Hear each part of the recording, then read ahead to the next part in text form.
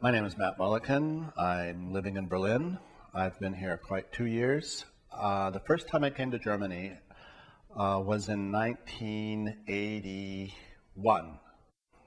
So I'm back and forth all the time. I know lots of people here have always. I was in the Munster Sculpture Project in '87, where I met many curators, and one of them was Friedrich Meschede, and he ran the DAD. And I was asked to come here in '94. He said, "Are you interested?" And I said, "Fine, yeah, it would be great." And lo and behold, the panel said yes. So I came here with my wife and our 3-month-old kids, which was fabulous. It was great. We had one of these massive Berliner flats. They gave me a studio, and I did a lot of work.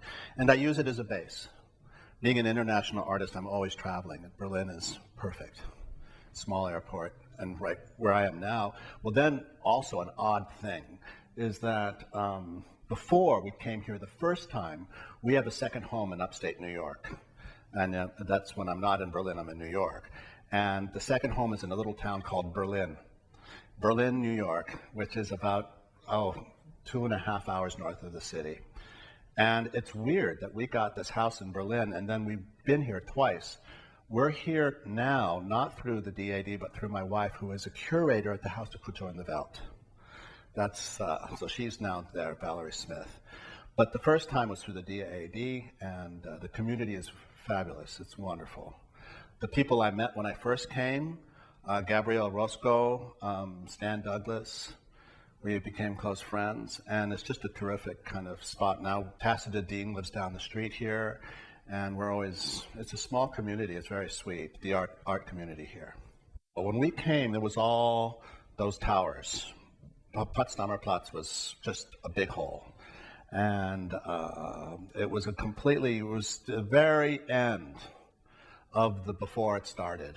It was really, at that moment, it was just a giant construction site. And it was much smaller. It felt smaller. Now it feels much bigger. You have, when you went into Mitte, it was still foreign. I mean, it was not, of course, they hadn't even finished Friedrichstrasse, all those department stores. They were not done yet. And it was a very different feeling about it. But it's still fantastic. I think the city it's a city with very big swings. It's a giant place. It has a huge history, and you feel that here. The way it was divided, and then the history of it, and the museums. I was just to the Neue Gallery, which was extraordinary. I had not been. Beautiful place. I'm what they call an international artist, so I do work everywhere, and I work in my notebook. And what you have here is, it's very quiet compared to the city. I live in our apartment in Soho is a completely different experience from our apartment in Charlottenburg. And there's more space, certainly, to work in here. And it's affordable.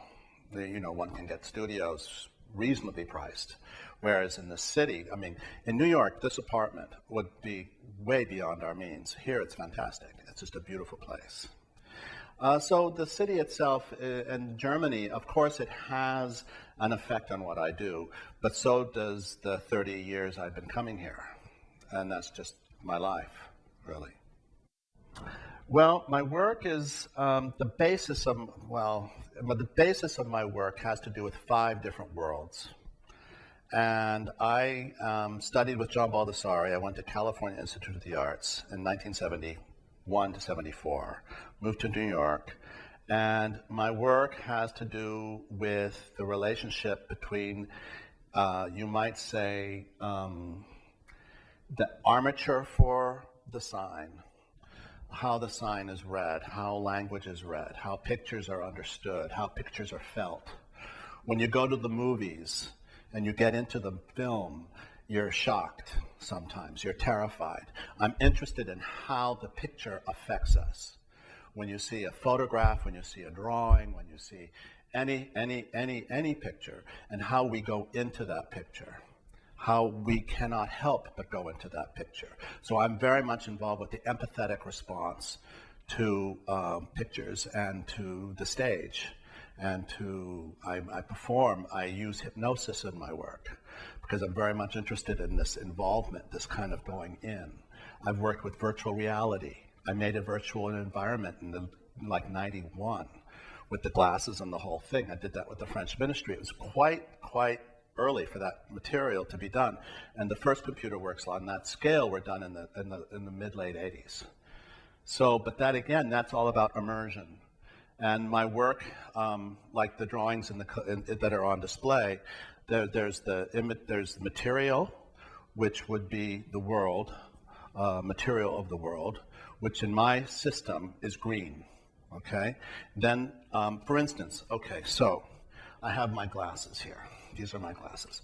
Okay, if I were to put these glasses in a frying pan and melt them down, they'll be plastic and plastic, and it will just melt into a glob. At one point, the plastic disappears. This turns into flame, and that's material. When it ceases to be a glass and just becomes plastic, and then the plastic, it's material without meaning.